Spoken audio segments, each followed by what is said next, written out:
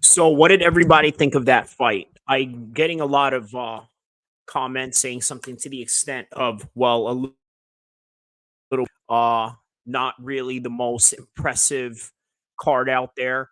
But I will beg to differ just on the basis of the fact that, well, not only was it an impressive card, it was a technical affair in everything that we would expect out of Leon Edwards and everything that we would expect out of Pantoja and out of all people, especially being at the 125 division.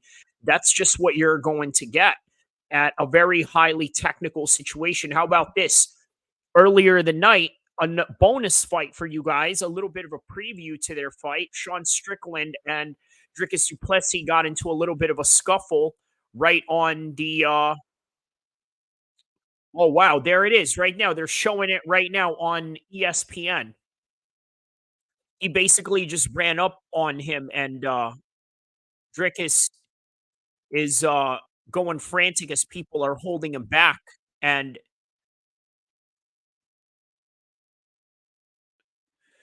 yeah, that was yeah, that is kinda crazy that he did go after Dricus Du Plessis like that, especially when there were kids in the stands, and, yeah, he's a little bit he is a little bit nuts according to what Joe Rogan said here.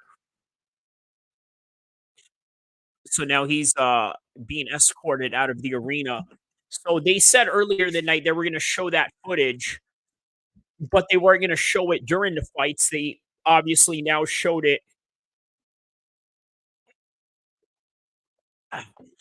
as some sort of, like, bonus little but, Drickus mentions, he's like, "Now I understand why you have a 33% finishing rate. You hit like a girl." And then Sean Strickland says, "I go hard on everyone. I know this." Izzy Mouth feeding his dog, Drickus kissing his coach and grabbing his cup. O'Malley talking about sharing his wife in a podcast. You're a man on a world stage doing this in public. What do you pick? You got abused as a kid, huh? So that's quite interesting. So they had a little bit of a street fight earlier, and I think it's a great way for them to segue into their upcoming match in January, which is next month in UFC 297. So let's get to the fights, right? Now, was it a little bit lackluster on the side of Colby Covington? 100%. I think that Colby Covington came in here with the expectation that he was going to go and shoot on Leon Edwards. Now, the problem is you got to take into consideration, right? There are a lot of wrestlers have a little bit of an ego in terms of, let's say, if you stuff their takedowns, right? They may not go out and try to attempt it again. And reason being is because for one reason or another, again, maybe that has something to do with ego, or maybe it has something to do with not wanting to fail over and over again. You know how it is, like it is in real life, right? People sometimes don't want to attempt things because they're afraid to fail. Well, I think wrestlers on this end would sort of fall into that category. Unless, of course, if you're Marab, he will literally just shoot 30 takedowns on you and not get tired, nor will he even care if he misses most of those shots, as long as he is putting you on a defensive back end to where you have to constantly defend it.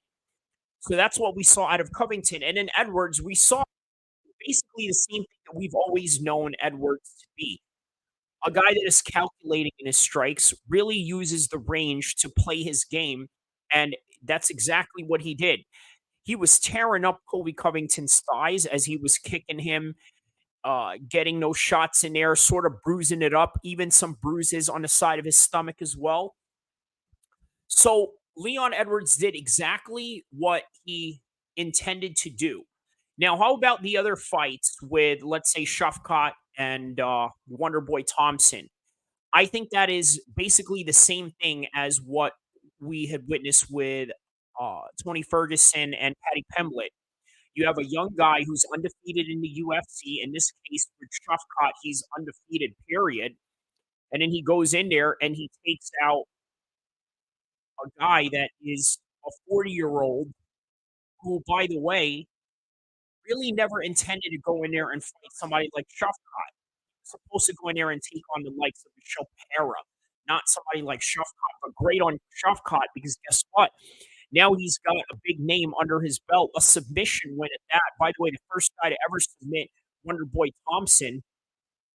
But with Tony Ferguson and Paddy Pimblett, I'm going to tell you what we learned from that fight because there's something that we learn from these fights, right? Whether it's understanding if this guy needs to retire or whether Paddy needs to stay where he's at and improve a little bit more before he moves up to, let's say, the top 10, top fives of the 155 division.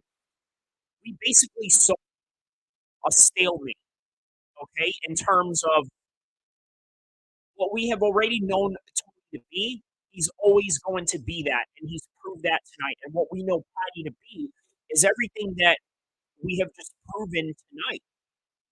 Okay, he's made a good account of himself, Tony, especially considering his age and the weight class that he's at and the past losses that he's suffered.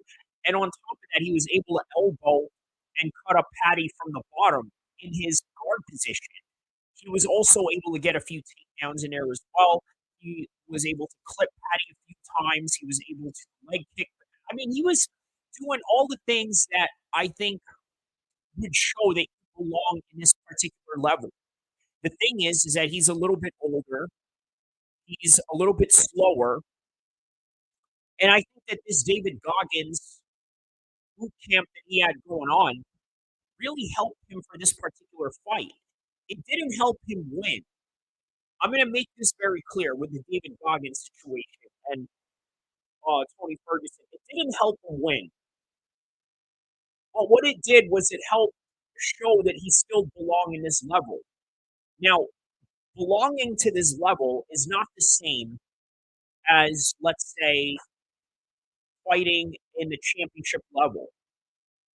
Okay, because we've known Tony Ferguson to be a championship level fighter a long time ago, right? This is the reason why we put him up against Khabib, and the reason why many fans wanted that in demand. And obviously, it just never came to fruition because of the consecutive losses that Tony has suffered. But nonetheless, tonight, Tony showed that he can no longer fight at the highest level, but he's always going to be a tough guy. With Paddy Pimblett, what we've noticed was that there's still a lot of improvements that he needs to make, and he's still in the same place that he's at. With Brandon Royval and Pantoja, one of the things that we noticed was that his championship win against Brandon Moreno back in the summer was not a fluke, and he came in here and did exactly that tonight. He was able to mix up his shots and his takedowns as well, and he took on somebody that was a tough Brandon Royval. I mean, this guy was running 6-minute miles for 10-mile runs that he was doing, 6-minute miles for 10-mile runs. This is quite impressive in that, right? Um, so again, lackluster wasn't the most exciting card, really, but at the same time, we sort of got certain conclusions out of what we wanted to know in terms of questions. We've got a few answers. One of the answers that we got was that Leon Edwards can literally go on his entire career and fight in this type of matter, defend his belt multiple times, and be successful at it because he's now figured out a formula. And by the way, George St. Pierre, when he was 100, when he was a 170-pound undisputed champion, he figured out a formula: kickbox, box, wrestle, and do a little bit of jujitsu to defend them, and maybe sometimes even choke them out in the likes of Michael Bisping when he came back at the 185 division. But nonetheless, he figured out a formula.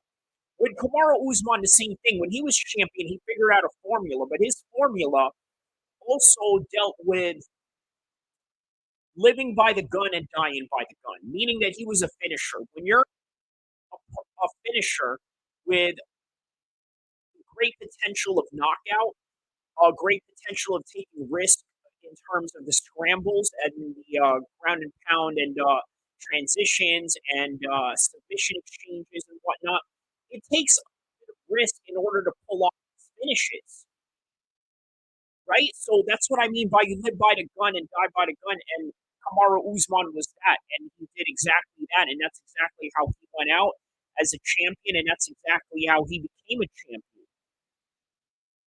So that was his formula. With Leon Edwards, he has a formula that DC described earlier tonight as something that is similar to, let's say, Lennox Lewis. Lennox Lewis, when he was champion, he was quite satisfied with just going away with the win.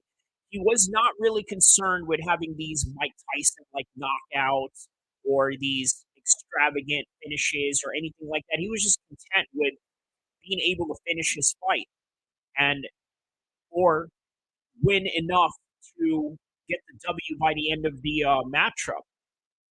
Right now, they're showing all the 2024 matchups that they have for the UFC just right on the ESPN um, feed that I'm watching the fight right now. So they have fights that they're going to have in Atlantic City. They're going to have fights in Brazil, obviously the United Kingdom. Saudi Arabia is somewhere in there. They're going to have the Miami fight for Sean O'Malley and Chito Vera. They're also going to have the what else are they going to well, Canada is going to be Drickus and Sean Strickland. But yeah, just out of nowhere, Sean Strickland went and attacked them like that. It was kind of crazy. But speaking of crazy, what else was a crazy night of fights? How about the knockout of Josh Emmett against Bryce Mitchell? Right, he literally left him in a convulsion where he was shaking as if he was in some sort of exorcism of some sort. So that was quite a good one right there. How about with Cody Garbrandt, the knockout that he had with Brian Kelleher? We always knew that Cody Garbrandt was in this particular level, right? And how about Andre Feely, his knockout as well? So all knockouts for the Team Alpha Male guys tonight. Let's see what else was in the card tonight. We had Alex Pantoja, Shavkat Rakhmonov. I went over that a little bit. Josh Emmett and Bryce Mitchell opened the card. How about earlier in the card with the Randy Brown and Muslim Solokhov were supposed to open that. That would have made the card really good, along with the Ian Gary card as well, and Vicente Luque. But unfortunately, that never happened. Instead, in the first night of the fight, we had Shamil Gaziev taking on Martin Buday. Shamil Gaziev getting a second round knockout. Very great stand up, right? This is one of the great things that we often notice now with the new Dagestanis are coming out with better stand up and better boxing. This guy, Shamil, is exactly that. This guy was a former volleyball player. And Abdul Manap came to him at a gym and said, "Hey, why don't you come train with us?" Here he is now, a few years later, 12-0 in the UFC. And then Andre Feely, you have right here, he had a first round knockout, 3 minutes and 32 seconds of the first round against Lucas Almeida. I mean, just like what he said, right? He's Samoan, he's got heavy power, he's going to be able to take you out, and great on Andre Feely to do that. What a great night, period, for all of the Team Alpha Male guys. And how about Tagir Ulambekov taking on Cody Gurdon? Now, Tagir was told by Khabib to take his back because he knew that he was going to be susceptible in getting the submission in this one. And lo and behold, he did. He definitely got went tonight and was able to put away Cody Gurdon under tutelage and the advice of Khabib. Even from before, he didn't go and corner any of these guys tonight, but he called them up on the phone and gave them advice. And it's great to see that Khabib is still contributing to the sport even when he's not within close proximity of it. So Casey O'Neill versus Ariane Lipsky, second round submission on that one. Cody Garbrandt, the knockout that I was telling you guys. Irene Aldana. How about this one? This was literally, I think, in my opinion, probably fight of the night. Look at the stats on this one right here. 300 strikes thrown by Irene Aldana, 350 by Carol Rosa, 300 significant strikes, 200 and 145 shots. So obviously Irene won this one, right? But the stats will say otherwise. So a bit controversial, but nonetheless, I mean, just a hard fought fight to begin with. How about this, right? Alonzo Menfield versus Dustin Jacoby. There was a few times these guys were very close of finishing each other during the night, and obviously that never came to fruition. But it was great. It was a great cracker of a fight. They were banging on each other. They were getting rocked a few times, and apparently there was no finish. They went to the bell. It was one of those fights where you would have expected them to finish with the way that it was going, and unfortunately, it just never came for any of these two guys. They were able to go to distance after that. So more with the Leon Edwards and the Colby Covington fight, right? So here's something I really want people to understand. Hey, sometimes when you are in a fight with this type of magnitude, you have all the hype that is going on. You have all the uh, anger, all the animosity, all the promotion that goes into it. What are you expecting out of a fight like this? The one thing you're expecting out of this is absolute pure violence because that's what it's marketing towards you. That's what they're basically selling you is pure violence. The problem is you didn't see any of that quote unquote pure violence tonight. There was none of that going on. And the reason why is because you know what? Leon Edwards was able to fight very far away, basically gauge the distance, and within that same distance that he was putting on Colby Covington, he was also able to read when he was going to shoot double legs and shoot single legs or attempt any shot from Colby Covington. He was able to see, excuse me, he was able to see all that based on the distance that he had put in front of him and Colby Covington, which, by the way, makes it a lot easier to stuff takedowns. And this is also the reason why Colby Covington was just a little bit reluctant in how he was going to shoot in. Now, look, he made a lot of excuses in his fight saying that, oh, it was a ring rust. It was because of this. It was because of that. I don't know if that's the case, man, in all honesty, because you know what? You got to understand something. Colby Covington came into this fight heavily prepared, more than prepared. In fact, he came in here prepared in ways that, well, he had a whole year to prepare. He had multiple camps to get ready. He had all the time in the world to peak for this fight, and he did. The problem is there's just technical deficiencies that he just wasn't able to match with somebody like Leon Edwards, who's very slick, very precise, and very methodical in the way that he fights. He's also very patient.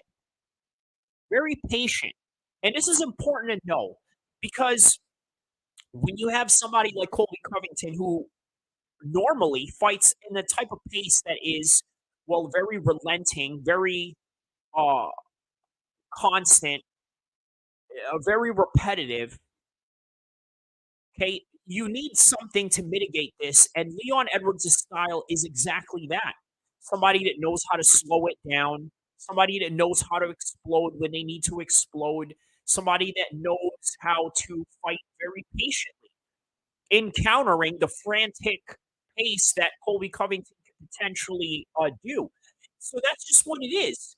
It is just a matter of style that Leon Edwards is able to execute for multiple reasons. One, the range, the height, the fact that he has an ever growing wrestling skills and evolving grappling. On top of that, he even out grappled Colby Covington in a couple of exchanges, which really shows why he is the undisputed champion. You can't deny him of that. You can't deny that Colby Covington is a true. I mean that Leon Edwards is a true undisputed champion. Because what does that mean? What does it mean to be an undisputed champion? It means you got to be well rounded. Sure, is it good that you have a specialty of some kind? Like, let's say you're good at one thing, or you have a specialty in this one direction, or this and that. Yes, These are all good. The problem is that sometimes you got to have a little bit of everything in order to keep everything else intact. So I think Dana White is in the press conference right now. Let me listen to this and tell you guys what he's saying. So right now they're asking Dana White about Bryce Mitchell, saying that he's being released out of the hospital right now. He's saying that he passed all his tests, which, by the way, was a very bad knockout. Yeah, so halfway to the show, they said that he was released, which is a good sign. So now they're asking Dana about the main event.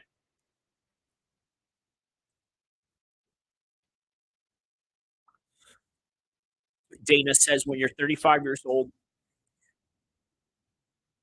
yeah, that waiting is never a good idea in this sport. He said that Colby looked slow tonight. He said that he got out wrestled, and he said that Leon looked good, looked really fast.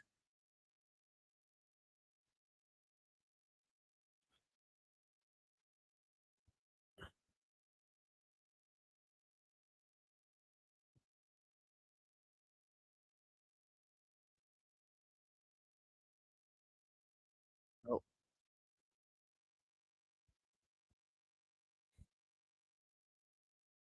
hold on. Okay, here we go. We're back with Dana White. So he's saying that your windows are very short. You never know that when you start getting up in your mid 30s, you never know when you're not going to show up and not look like you anymore. So now they're asking about Bilal Muhammad. We're reacting to Dana White right now in the live press conference, so you can sync into the live press conference on the UFC feed and listen to my reaction at the same time. So they're saying that it makes sense for Leon Edwards to fight in England next, and he beat Usman twice and just beat Colby, and he's saying that he deserves to get that fight in England.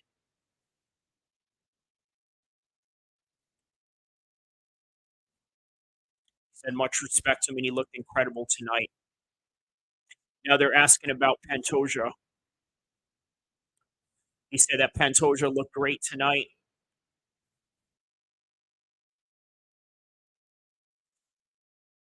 Yeah, he said that Shavkat threw him off because he decided to strike. I'm sorry, to grapple rather than strike.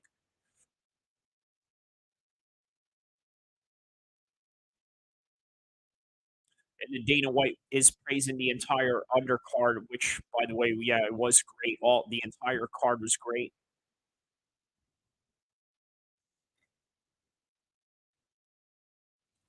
They're asking if Albazi and Brandon Moreno are going to be the number one contender fight, and Dana White answers probably.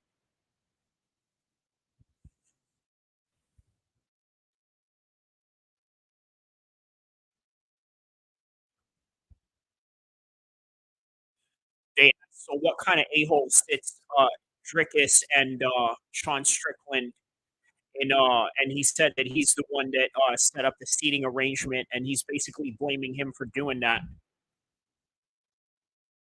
And he's saying how effing stupid is that he allowed Sean Strickland to sit there next to Drickus, which, by the way, I think that Dano sort of, sort of did that on purpose. It's a great way to really promote their fight if you think about it.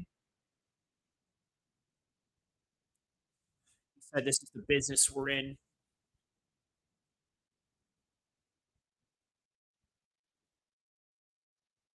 Strickland decided to leave, and then they said that they were just talking to Drickus. Dana says we're in the fight business. This is what we do. People are going to fight. And they got a footage of it, and it's great for them to promote that for UFC 297 next.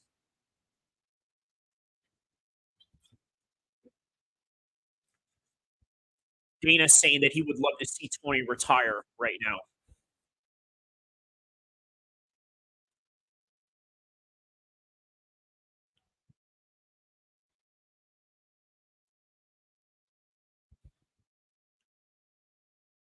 He says when you look at the guys that Tony fought, that does play a factor. and he said that Tony looks like he should retire tonight. Now they're asking about Cody Garbrandt. They're asking Dana White about Cody Garbrandt right now. So Dana said that he looked great tonight.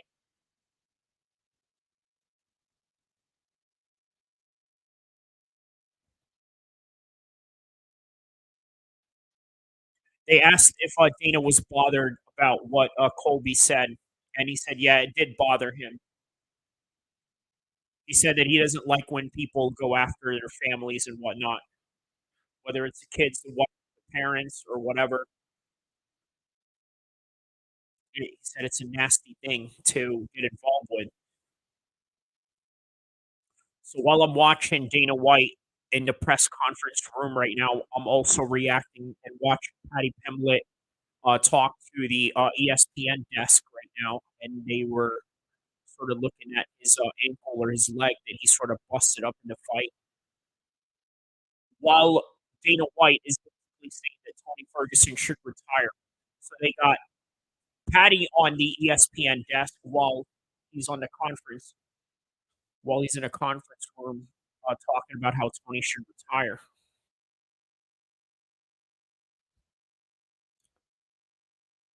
They asked him, "Hey, would you ever pull Colby to the side and say, hey, don't say things like this or that?" Dana says he doesn't ever tell anybody what to say, but when you go out on that stage, don't just touch each other. He said he doesn't love it when all these things break out. He says the commissions don't love it, and commissions are the government, and that's what it is. But the comments about Dana saying that he should retire. Think about this, right? The tale of two Tonys. From 2011 to 2019, he was 15-1, right in the 155 division. From 2020 to 2023, he was 0-7, right? He's had 11 finishes back from 2011 to 19, 11 finishes, 10 bonuses, and now he's only had one bonus. Yeah, I mean, that's the tail of the tape with Tony right here.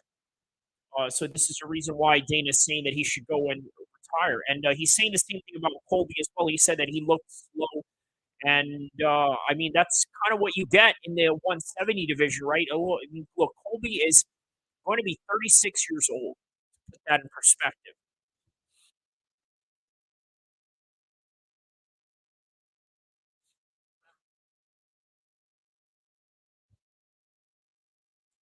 They asked, "What do you think about Leon Edwards using the grappling as a way of making a statement against Colby Covington?"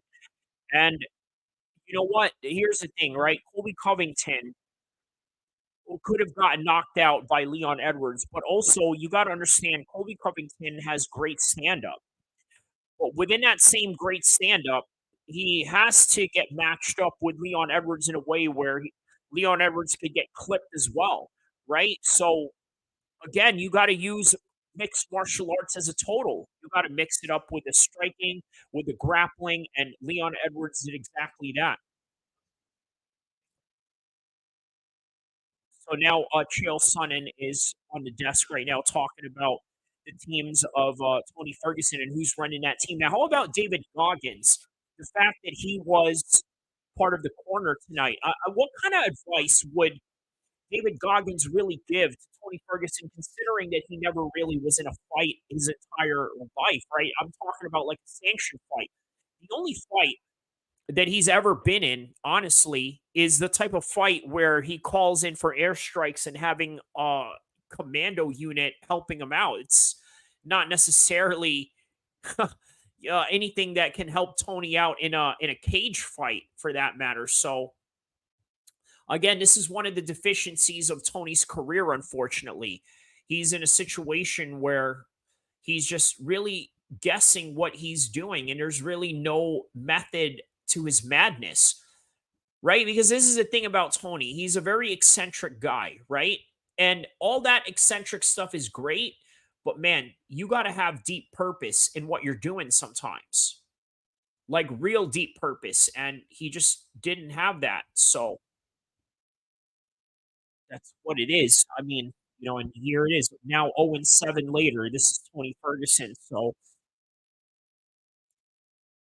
what else? What else was going on in the fight side? Alexander Pantoja, Brendan Royval. Let's take a look at the stats in this one. So Royval threw 390 strikes, right? Alex Pantoja was very conservative with 195. But again, this goes into what happens when you have the cardio Brendan Royval. Same thing with Colby Covington. Here's something you got to understand, right? All these guys that do all these high marathon, triathlon, long distances, right? You got to ask yourself, is this really conducive to MMA? Because here's the thing, right? I've seen Nick Diaz, by the way, guys that do triathlons, they mentioned something to the effect where after a 5-round fight, they said, "Yeah, I just felt like I just started getting alive."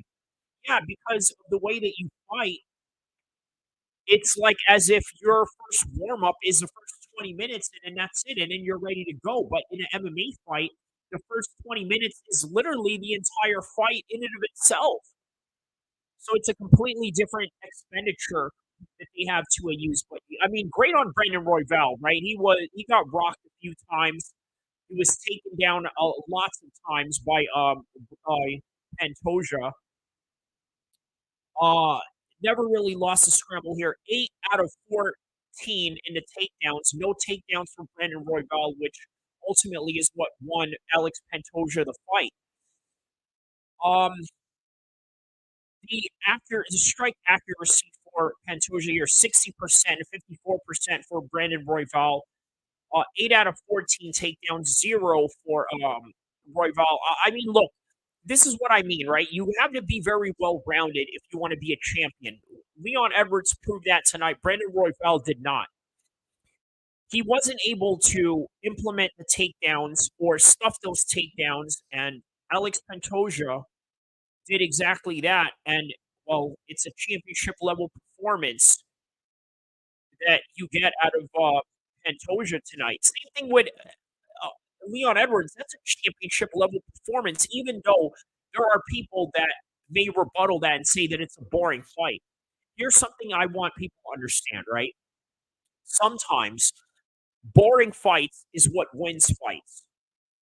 Okay, you want exciting fights? Go to a tough man competition. I swear to you, you go to a tough man competition, you're going to see excitement. At one point, Justin Gaethje was a type of fighter that fought as if he was in a tough man competition. Same thing with Michael Chandler. But somewhere down the line,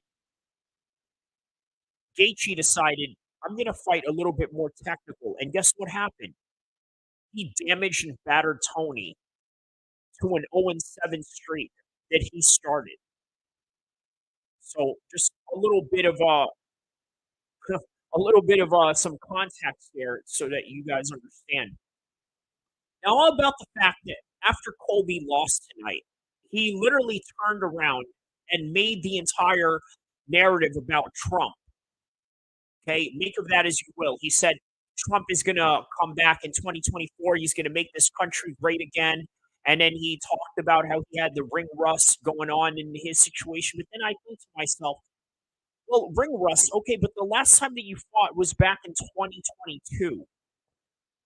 Okay, so I don't know how much of that is really ring rust, but I don't know, man. I just think that it's a lot of excuses on Colby Covington's part. Let me know what you guys think on the comment section below. If Colby Covington is making a whole lot of excuses, I think he is, but he'll say otherwise. So now they're asking Dana White about UFC 300 in the press conference right now. Let's listen to this.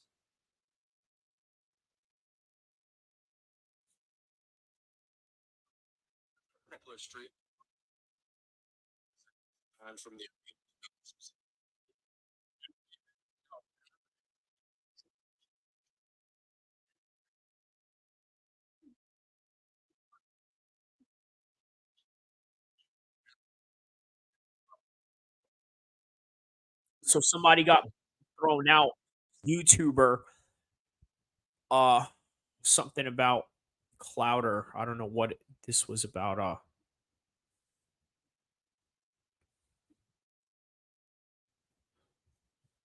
Hold on a second. What is this? He said that he was going to confront Donald Trump. Huh. Interesting. Okay.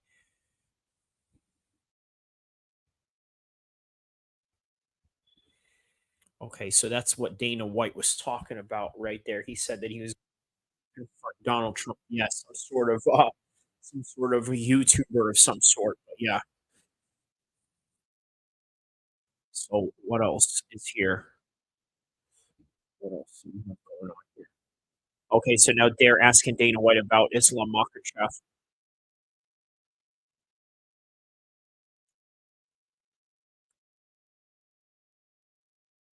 He said that he had lunch with Islam Makhachev a couple of days ago. Okay. But they didn't really talk much about fights, he said. And he said that he'd like to see Islam stay at 155.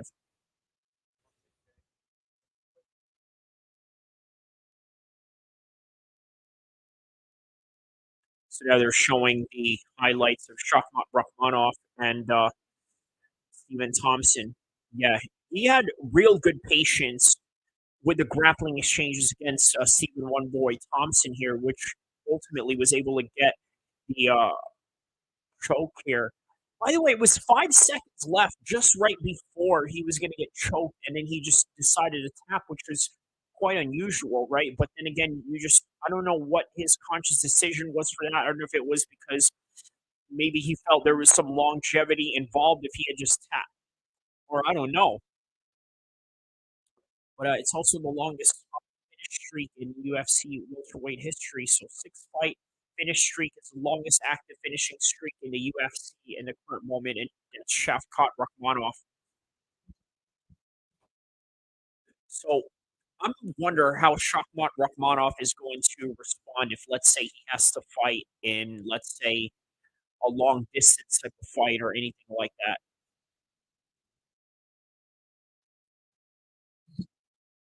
So yeah, now we're just reacting to Dana White's presser. By the time we're done with Dana White's presser, we're just going to call it a day, call it a night, and yeah. But he's talking about how he's never going to do a crossover event. He said that if he is going to, he's either going to do boxing or MMA, and that's it. And then he's talking about Callum Walsh, one of his boxing proteges that he has going on.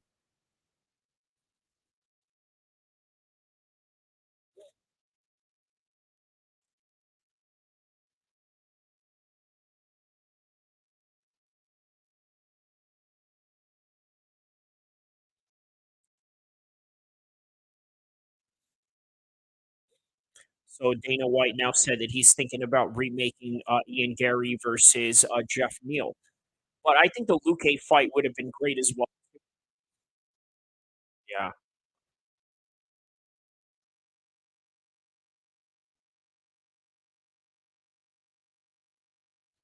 yeah.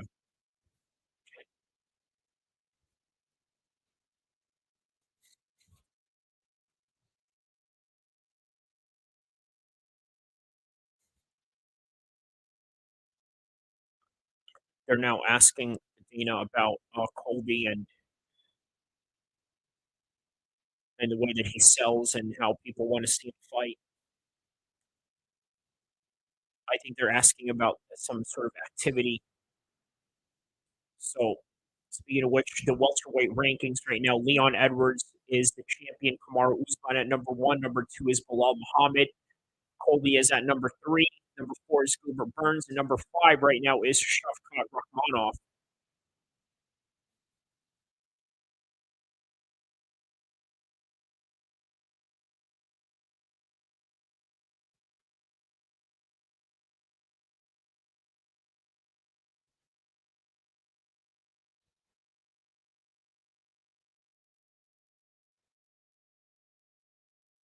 So Dana White said that they turned up 25% after the press conference based on what Colby said during the press conference against Leon Edwards. Yeah, and he's talking about guys that want to wait. He's saying that Chandler wants to wait right now.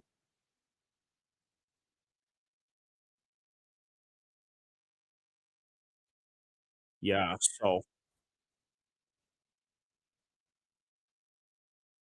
Now they're asking Dana about PFL and Bellator.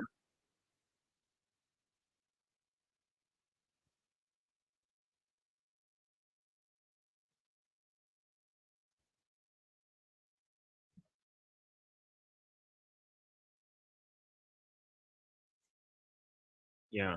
So Dana White's talking about how it's a bad thing for Bellator to buy PFL, and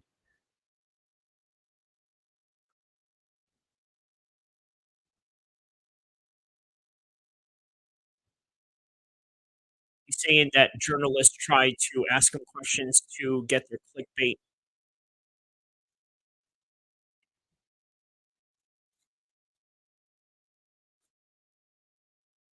He's saying that it's bad to have less options in the fight game. So I think I'm going to call it quits on that. I'm going to talk more about UFC 296 somewhere down the road, do a few videos about it.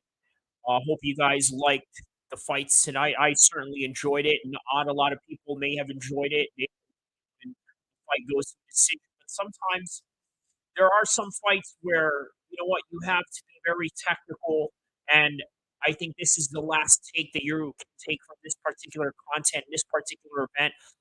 Sometimes you just have to fight a certain way in order to preserve yourself, and that's just the fight game in a nutshell. Nonetheless, I hope you guys enjoyed the fights. I broke down the entire fights. I'm going to talk more about the stories surrounding all these fights all throughout the week. Hope you guys enjoyed it. Don't forget to share, tell a friend to tell a friend, and of course, like and subscribe. I'll see you guys soon.